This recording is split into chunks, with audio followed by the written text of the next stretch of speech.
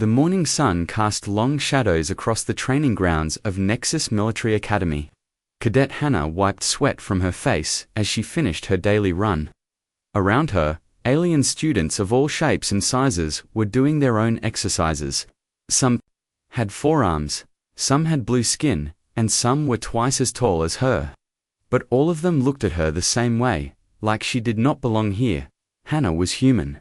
She came from Earth, a planet most aliens called a death world. They said Earth was too dangerous, too wild, too harsh for normal life. The gravity was too strong, the weather too crazy, and the animals too deadly. Most aliens thought humans were weak because they came from such a terrible place. Only 3 humans had ever been accepted into Nexus Academy. Hannah was one of them. Her friend Kai was another. The third had quit after 2 weeks. "Hey Deathworlder," a voice called out. Hannah turned to see Day walking toward her. He was an Altarian, tall, golden-skinned, with perfect white teeth that he showed off too much. His people ruled one of the biggest empires in the galaxy. They thought they were better than everyone else. "Still pretending you belong here?" Day asked with a mean smile. "When are you going to give up and go back to your mud planet?" "I am not giving up," Hannah said quietly. She had learned not to argue with Day. It only made things worse. "We will see about that," Day laughed. "Wait until the real tests start. Then we will know who belongs here and who does not." He walked away, followed by his group of friends. They were all laughing. Kai jogged over to Hannah. He was short and thin, with kind eyes behind his glasses. "Do not listen to him," Kai said. "He is just scared." "Scared of what?" Hannah asked. "That you might be better than him." Hannah shook her head. "I am not better than anyone. I am just trying to make it through each day." They walked toward the main academy building. It was huge, made of white stone that seemed to glow in the sunlight. Students from dozens of different worlds walked through the halls.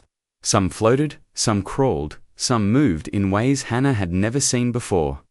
The academy trained the best military officers in the galaxy. Only the smartest, strongest, and bravest got accepted. Hannah still could not believe she was here.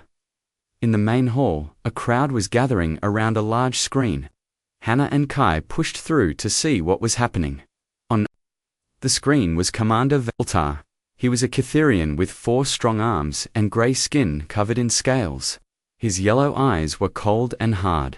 He was famous for creating training tests that were almost impossible to pass. "Attention, cadets," Commander Veltar's voice boomed through the hall. "Today, I announce this term's impossible scenario." The crowd got quiet. Everyone knew about the impossible scenarios.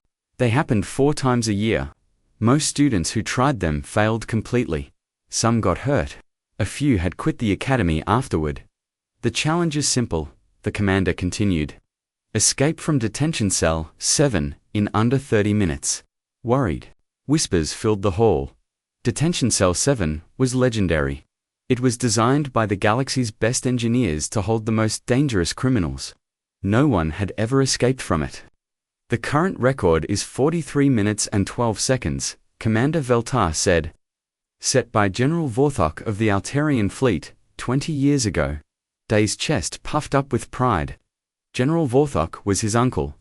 The cell uses quantum locks, energy barriers, and sensor networks. The walls are made of trilithium composite, strong enough to stop starship weapons. "Who will volunteer?" Silence filled the hall. Students looked at each other nervously. No one wanted to go first. Hannah felt something strange in her chest. It was not fear exactly. It was more like curiosity. She wanted to see this impossible cell. She wanted to understand how it worked. Before she could stop herself, her hand went up. "I volunteer." The hall exploded in shocked whispers. Students turned to stare at her. Some laughed. Others looked worried for her. Commander Veltar's 4 eyes focused on Hannah. "Cadet Hannah from Earth. Are you certain?" "Yes, sir," Hannah said. Her voice was steady even though her heart was beating fast. Day laughed loudly. "This is perfect.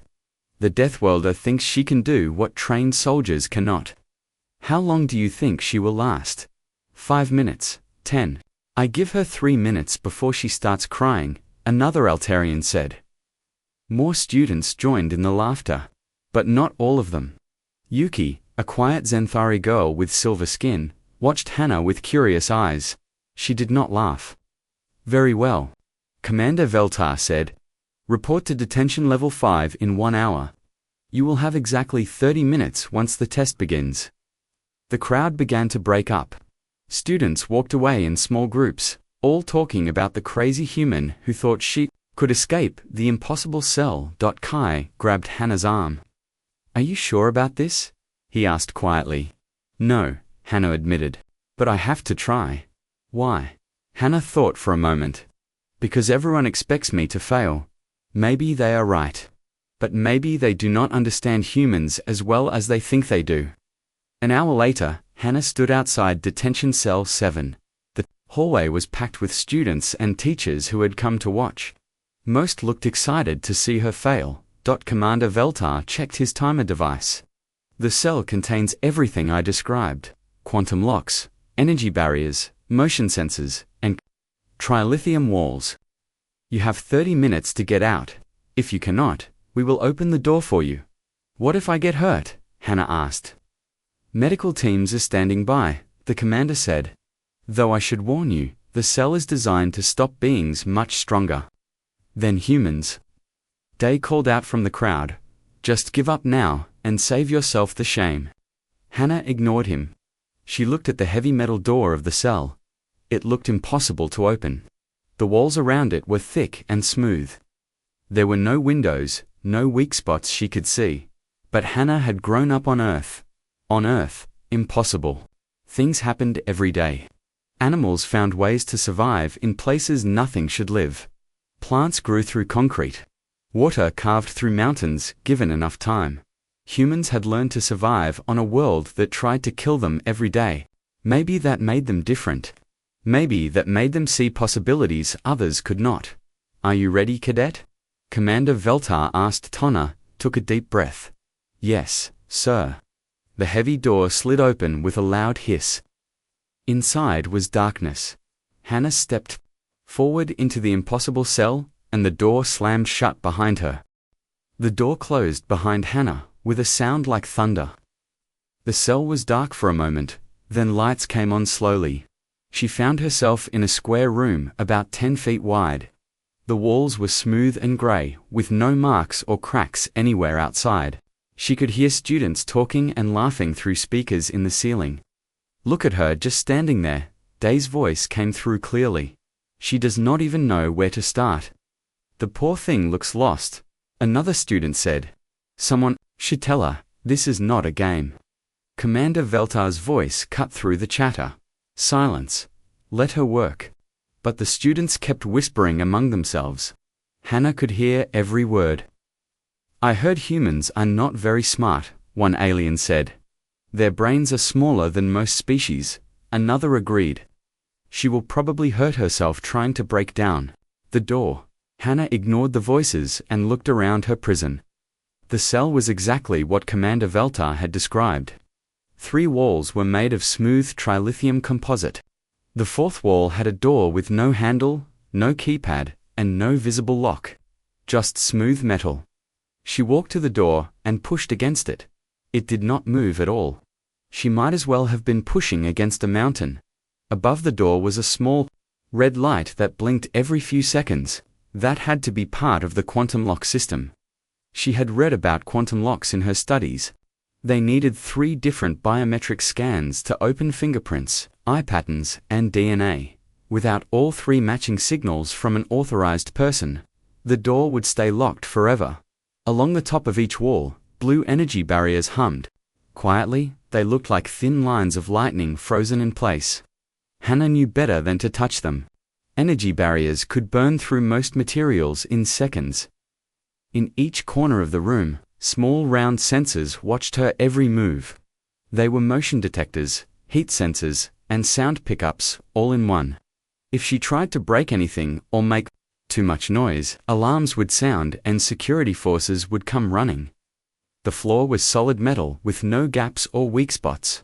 The ceiling was the same. Smooth metal plates fitted perfectly together. Outside, the voices continued. She has been in there for 2 minutes and has not even tried anything yet, Day said, sounding pleased. Maybe she is planning. Yuki's quiet voice suggested. Planning what? Day laughed. There is nothing to plan. The cell is perfect. Even my uncle took over 40 minutes to escape, and he is a trained general. Humans think differently than we do, Yuki said. Yes, they think more slowly, Day shot back. Commander Veltar's voice was curious. What is she doing now? Hannah was doing something that would have looked strange to the aliens watching. She was not looking for obvious exits or trying to break things. Instead, she was listening. On Earth, Hannah had grown up in the mountains. Her grandmother had taught her to hunt and track animals. The first lesson was always the same. Listen before you look. Sound tells you things your eyes might miss. She stood very still in the center of the cell and closed her eyes. The humming of the energy barriers was constant, but there were other sounds too. Air moving through hidden vents. The slight buzz of electrical systems in the walls. The faint vibration of machinery somewhere below her feet. And something else. A tiny difference in the way sound bounced off one section of the back wall. Hannah opened her eyes and walked to that wall. To anyone watching, it looked exactly like the other walls. But when she knocked gently with her knuckle, the sound was just a little bit different. Not much. Most people would never notice. But Hannah had been trained to notice small differences. What is she doing? A student asked outside. Is she ... knocking on the wall? Humans have strange customs, another said. Maybe she is praying to her wall spirits. Laughter filled the speakers. Hannah ignored them and kept listening. She knocked on different parts of the wall, always gently, always listening. Most spots sounded solid and thick, but one area, about 3 feet from the floor, sounded slightly hollow. She pressed her face close to the wall and felt around with her fingers. The surface was perfectly smooth. But there was something her grandmother had taught her. Sometimes the smallest differences matter most. The temperature. This spot was just a tiny bit warmer than the rest of the wall. Hannah smiled. On Earth, temperature differences usually meant something was working harder than it should be. Machinery, electrical systems, or structural stress, they all created heat. She sat down on the floor and looked at the warm spot more carefully. From this angle, she could see something the aliens who built the cell had missed. The spot was where 3 different construction sections met. The builders had joined 3 pieces of trilithium composite together, but the joint was not perfect. It was close to perfect. So close that advanced alien eyes would see it as flawless. But human eyes had evolved differently. Humans came from a world where spotting tiny flaws could mean the difference between life and death. A almost invisible crack in a rock face could cause a mountain climb to fail. A slight color change in water could mean it was poisonous. A tiny movement in the grass could mean a predator was hiding. Humans had learned to see what others missed, because on Earth, missing small details got you killed. The warm spot was a structural weak point. The 3 pieces of metal had been joined. Well, but not perfectly. Over time, the stress of the cell systems had created microscopic fractures. The metal was still incredibly strong, but it was no longer unbreakable. At least. Not to someone who knew exactly where to hit it. Hannah reached down and pulled off her boots. Academy boots were made for durability. The soles had metal reinforcement to protect against sharp objects and energy discharge. The metal was not as strong as trilithium, but it was harder than regular steel. Outside, the voices were getting impatient. She has been sitting on the floor for 5 minutes, Day said. Is she taking a nap? The human appears to be removing her footwear, Commander Veltar observed. Curious. Maybe she is giving up. Someone suggested, hopefully. Hannah stood up, holding one boot in her hand.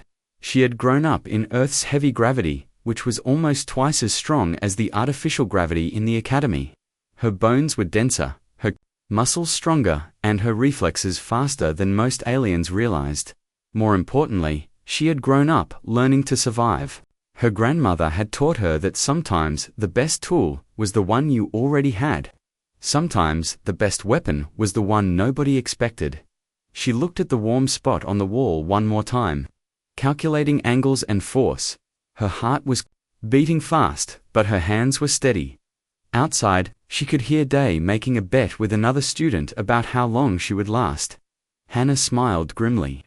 On Earth, people learned not to bet against humans. They usually lost. She raised her boot, aimed carefully at the weak spot, and prepared to show the galaxy what a Deathworlder could really do. Hannah held her boot and looked at the weak spot one more time. She had only one chance to get this right. If she hit the wrong place, or used the wrong amount of force, nothing would happen. Worse, she might damage the metal in a way that made it stronger. 10 minutes have passed, Commander Veltar announced outside. The human cadet appears to be ... holding her boot. Is she going to throw it at the wall? Day asked, laughing. This is even more pathetic than I expected. But Yuki's voice sounded worried. Why would she take off her boot unless she had a plan? What plan could she possibly have? Another student asked. It is just a boot. Hannah ignored the voices. She pulled off her uniform shirt, leaving only her undershirt. The shirt was made of synthetic fabric that burned easily but slowly. Her grandmother had taught her dozens of ways to make fire when she had nothing else to use. She twisted the shirt into a tightrope and rubbed it against the metal reinforcement of her boot. The friction created heat. She rubbed faster and faster, until smoke began to rise from the fabric. Is that ... smoke? Someone asked outside. She is trying to start a fire, Commander Veltar said. His voice sounded interested for the first time. But there is nothing to burn in the cell. Hannah kept rubbing until a small flame appeared. The smoke was thin but steady. She held the burning shirt near the air vent in the ceiling. The smoke was sucked up into the ventilation system. Somewhere in the walls, she heard a quiet click. The building's safety systems had detected smoke and made a tiny adjustment to the airflow. It was automatic and lasted only a few seconds. But it was enough. The motion sensors in the corners flickered for just a moment as the airflow changed. It created a small blind spot in their coverage, a place where they could not see clearly. For exactly 2 seconds, Hannah had been counting in her head. She knew the sensors would reset their scanning pattern in 30 seconds. She had to move now. She threw the burning shirt to the far corner of the cell, away from the weak spot in the wall. The sensors all turned to track the movement and the heat. For exactly 1.5 seconds, they were not watching the back wall. Hannah moved fast. She stepped to the weak spot, raised her boot, and struck with all her strength. The sound was like thunder in the small cell. Outside, students gasped and teachers shouted in surprise. But nothing seemed to happen. The wall looked exactly the same. What was that noise? Day demanded. She hit the wall, Commander Veltar said. But trilithium composite cannot be damaged. By simple impact. Hannah knew better. She could see what the aliens could not. The weak spot now had a hairline crack running through it. So thin it was almost invisible. The first hit had not broken the wall, but it had started the process. She struck again, in exactly the same spot. The crack grew slightly larger. She is hitting the wall again, a student reported. Does she think she can punch through trilithium? Humans are not very logical, another said. They do not understand physics. Hannah struck a third time. The crack was now visible to anyone who looked closely. But the aliens watching through the sensors were focused on the burning shirt in the corner. Hit the wall a fourth time. A fifth time. Each impact made the crack grow larger and sent vibrations through the metal. 15 minutes remaining, Commander Veltar announced. But Hannah was not thinking about time anymore. She was thinking about the crack, about the stress, patterns in the metal, about the exact angle and force needed for the final blow. On her 6th strike, something changed. She heard a different sound, not the solid thunk of boot hitting metal, but a deeper crack, like ice breaking on a frozen lake. The hairline crack suddenly spread across the entire weak spot. The metal held for a moment, then gave way with a sound like a gunshot. A hole the size of a dinner plate opened in the supposedly unbreakable wall. The cell went completely silent. Outside, she could hear shocked gasps and confused voices. "That is not possible," Day said, but his voice was shaky now. "The sensors must be malfunctioning," another student said. But Commander Veltar's voice was sharp and clear. "All sensors. Confirm? The cadet has breached the trilithium wall." Hannah looked through the hole she had made. Beyond it was a maintenance tunnel that ran behind the detention cells. It was narrow, but wide enough for her to crawl through. The tunnel led to a service exit 50 feet away. She had done it. She had found a way out of the impossible cell. But as she started to crawl through the hole, she realized she had made it bigger than she needed to. Much bigger. The stress fractures from her impacts had spread farther than she expected. What started as a dinner plate-sized hole was growing larger as the damaged metal continued to crack. With a loud crash, a section of wall the size of a door fell outward into the maintenance tunnel. Alarms began blaring throughout the detention level. Emergency lights flashed red. Security teams started running toward the cell from 3 different directions. Hannah crawled quickly through the large opening she had accidentally created. Behind her, she could hear Commander Veltar shouting orders to his staff. "Shut down the alarms. Get damage control teams to detention cell 7 immediately. And someone tell me how long the cadet has been working." "Checking now, sir," a technician replied. "Total time elapsed since cell door closure. 2 minutes and 18 seconds. Complete silence fell over the speakers. Even the alarms seemed to get quieter. "That cannot be correct," Commander Veltar said slowly. "Double-checking, sir," confirmed. 2 minutes and 18 seconds. Hannah crawled through the maintenance tunnel toward the service exit. She could hear voices echoing behind her, but they sounded far away and confused. She reached the exit door and found it was unlocked. It was only meant to keep people out of the tunnel, not to trap anyone inside. She opened the door and stepped out into a hallway she had never seen before. It took her a moment to figure out where she was. Then she walked toward the main part of the academy. When she reached the detention level, she found a crowd of students and teachers standing around the entrance to Cell 7. They were all staring at something and talking in hushed, shocked voices. Tonna walked up behind them to see what they were looking at. Through the open cell door, she could see the massive hole in the back wall. Broken pieces of trilithium composite were scattered across the floor. The wall that was supposed to stop starship weapons had been shattered by a human cadet with a boot. Commander Veltar stood in the middle of the cell, holding a piece of the broken wall and shaking his head in disbelief. "Excuse me, Sir," Hannah said quietly. Everyone turned to look at her. She was covered in dust and her hair was messy, but she was not hurt. "I think I finished the test," she said. "Where should I report?" The silence that followed was so complete that Hannah could hear her own heartbeat. Finally, Day found his voice. It came out as a whisper. "How did you do that?" The silence stretched on for what felt like forever. Hundreds of students and teachers stared at Hannah as if she had grown a second head. Some had their mouths hanging open. Others kept looking back and forth between her and the massive hole in the cell wall. Commander Veltar was the first to speak. His 4 arms hung at his sides and his yellow eyes were wide with shock. 2 minutes and 18 seconds, he said slowly, like he was trying to make sense of the words. "The previous record was 43 minutes. You did not just break the record, you destroyed it." Day pushed through the crowd until he stood right in front of Hannah. His golden skin had gone pale and his perfect smile was nowhere to be seen.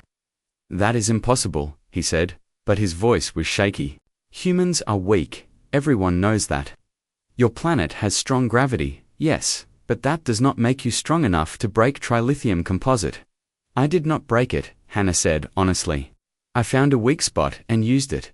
"There are no weak spots," Day shouted. "That wall was built by the best engineers in the galaxy. My uncle's people designed it." An old professor with grey fur pushed forward. Hannah recognized him as Dr. Keth, who taught military engineering. He was holding a small device that beeped and flashed as he pointed it at the broken wall. "Fascinating," Dr. Keth muttered. The break pattern shows she hit the same spot multiple times with extreme precision. But more interesting is where she chose to hit. He pointed at the damaged area with one of his 6 fingers. This is where 3 construction phases met during the building process. It created a microscopic stress point that our scans never detected. How did she know? All eyes turned back to Hannah. She felt uncomfortable with so much attention. The temperature was different, she said quietly. And the sound, when I knocked on it. Temperature, Dr. Keth asked. The difference would have been less than 1 degree. Our instruments cannot detect such small changes. I could feel it, Hannah said. And the sound, it was a little hollow, just a tiny bit different from the rest of the wall. Dr. Keth stared at her like she was some kind of strange animal. You detected structural flaws that our best equipment missed. Using nothing but your hands and ears. Yuki stepped forward from the crowd. Her silver skin was shining with excitement. I have been reading about human evolution, she said. Their planet forced them to develop incredible survival senses. They can hear sounds we cannot hear, smell things we cannot smell, and notice details we miss completely. That is just stories, Day said, but he did not sound sure anymore. Is it? Yuki asked. She looked at Hannah with new respect. What else can you sense that we cannot? Before Hannah could answer, rapid footsteps echoed down the hallway. Academy security officers were running toward them, followed by maintenance crews with repair equipment. Make way, the lead security officer shouted. We need to secure this area. But as the officers reached the crowd, they stopped and stared just like everyone else. The hole in the wall was even more impressive up close. Jagged pieces of trilithium hung from the edges like broken teeth. Sir, one officer said to Commander Veltar, how do we write this report? No one will believe a cadet broke through detention cell security with her bare hands. We write exactly what happened, Commander Veltar said firmly. And we start asking ourselves what else we do not know about humans. Word spread through the academy faster than fire through dry grass. Within an hour, students from every level were talking about the human who broke the unbreakable wall. Some came to see the damage for themselves. Others went to the library to research human capabilities. In the academy cafeteria that evening, Hannah sat at her usual table with Kai. But unlike every other day, they were not alone. Dozens of students had asked to sit nearby. They whispered among themselves and stole glances at Hannah while she ate. This is weird, Hannah said quietly to Kai.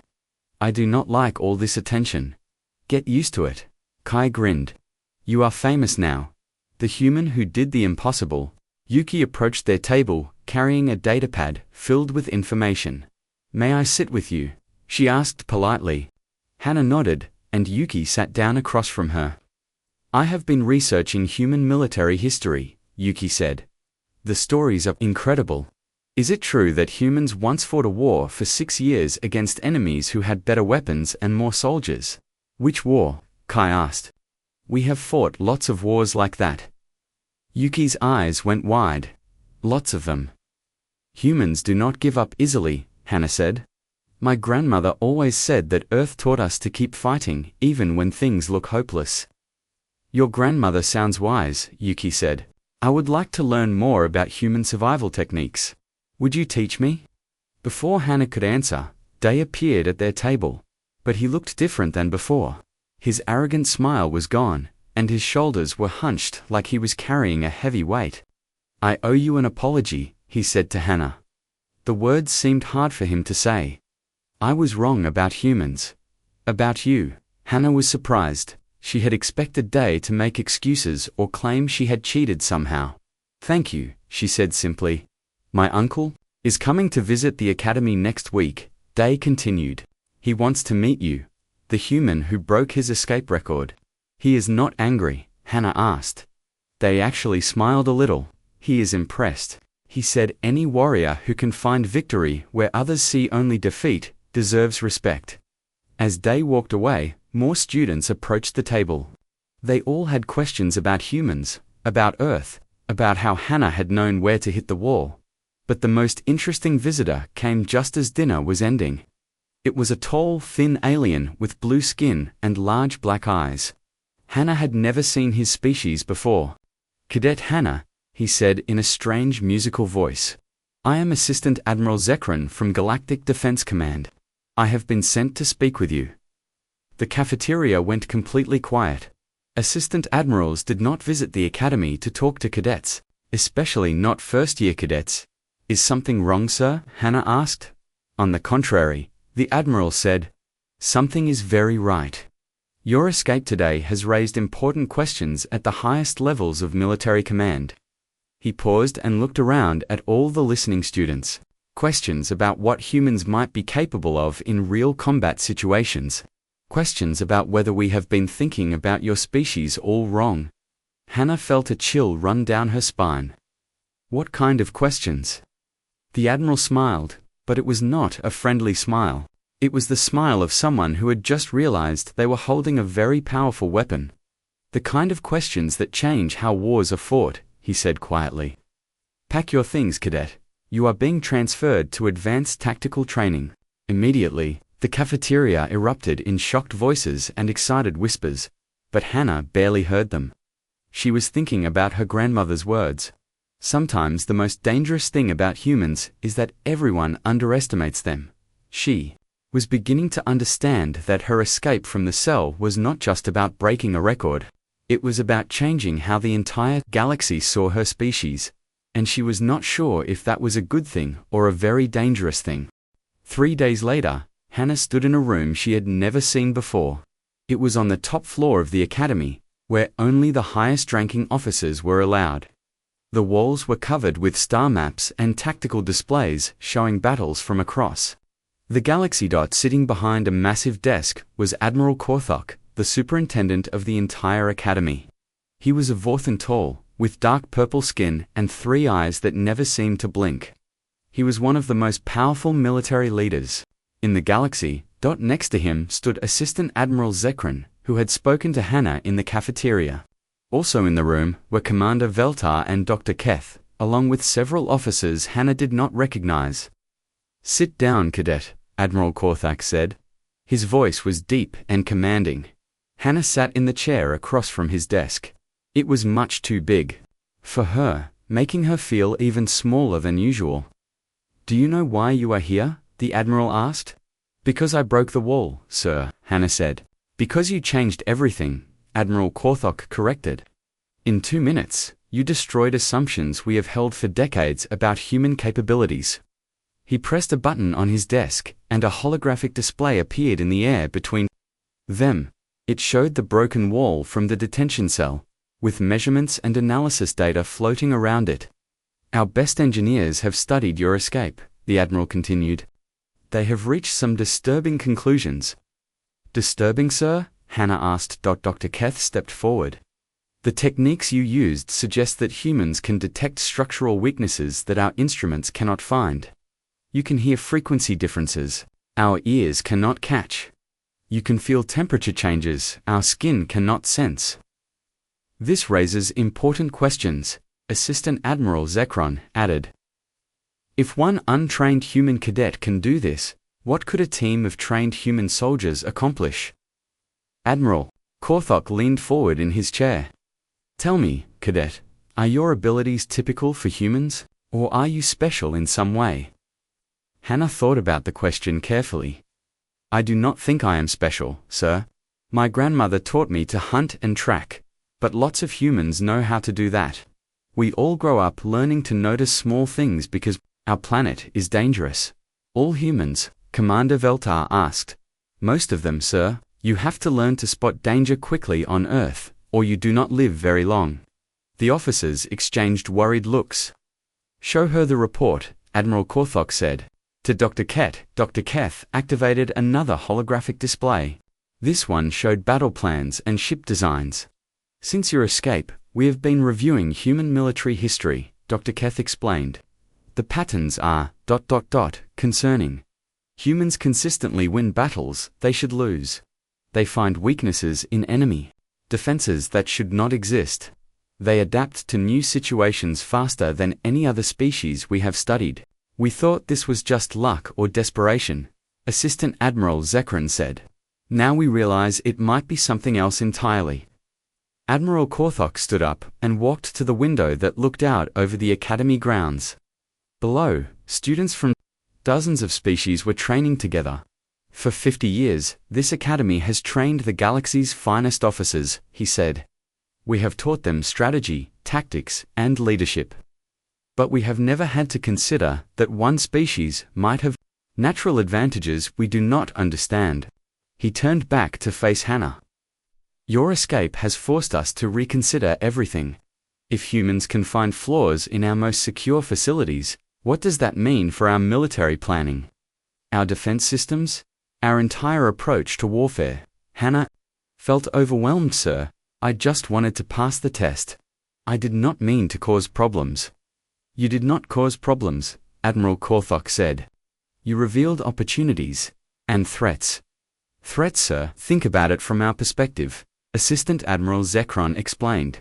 If human abilities are as remarkable as they seem, then humans could be either our greatest allies or our most dangerous enemies. The room went quiet for a moment. Hannah realized that her simple escape had created fears about her entire species. What happens now? She asked. Admiral Korthok returned to his desk. Several things. First, the Academy's training programs are being redesigned. We are adding courses on human tactical thinking and Deathworld survival techniques. Second, Commander Veltar added, our security systems are being upgraded to account for human sensory capabilities. Third, Dr. Keth said, we are establishing an exchange program with Earth's military academies. We want to learn from each other. And fourth, Admiral Korthok finished, you are being transferred to our advanced tactical program. Not because you are human, but because you think differently than everyone else. Hannah felt a mix of pride and worry. Will the other students accept me? Some will, Assistant Admiral Zekron said honestly. Others will fear you. But that is their problem to solve, not yours. Admiral Korthok pressed another button on his desk. Send them in. The door opened, and several familiar faces entered the room. Kai walked in first, grinning widely. Behind him came Yuki, looking excited and nervous. Even Day was there though. He seemed embarrassed. These cadets have requested to join the advanced program as well, Admiral Korthok explained. They want to learn alongside you. We want to understand how humans think, Yuki said eagerly. Maybe we can learn to see things the way you do. And maybe you can learn from us too, Day added quietly. My uncle says the best warriors are those who can adapt and grow. Kai sat down next to Hannah. Besides, someone has to keep you out of trouble when you start breaking more impossible things. Admiral Korthok smiled. The first time Hannah had seen him show any emotion. This is the future, he said. Different species working together, learning from each other's strengths. Your escape showed us that diversity is not just useful, it is essential. 3 months later, Hannah walked through the academy halls and marveled at how much had changed. Human cadets were no longer rare curiosities. Earth had sent 50 more students after hearing about her success. Alien students lined up to take classes on Deathworld tactics and alternative problem-solving methods. The detention cells had been completely redesigned with human-resistant features, though Hannah suspected that just meant humans would have to be more creative next time. As she passed the memorial wall where the escape records were displayed, she stopped to look at the new entry at the top. Fastest escape from detention cell 7, 2 minutes, 18 seconds. Cadet Hannah of Earth. Method: structural analysis and kinetic force application. Below that, in smaller text, someone had added, first human to make the galaxy rethink everything they thought they knew. Hannah smiled and continued walking. She had a new advanced tactics class to attend, where she would be learning alongside students from 12 different worlds. Together, they were developing new strategies that combined human instincts with alien technology. Her grandmother had always said that the most important lesson was to never underestimate anyone. The galaxy was finally learning that lesson too, as she entered the classroom. Hannah heard Yuki explaining to a group of new students, humans do not think like us. They see possibilities where we see problems. They find hope where we see defeat. And that makes them the most dangerous and valuable allies in the galaxy. Hannah took her seat and prepared for another day of showing the galaxy what humans could do. Not because they were better than other species, but because they were different. And sometimes, different was exactly what the galaxy needed. Outside the window, she could see new construction beginning on an expanded training facility. The sign read, Interspecies Tactical Development Center, where different minds create better solutions. The Deathworlder Cadet had indeed changed everything, and this was only the beginning.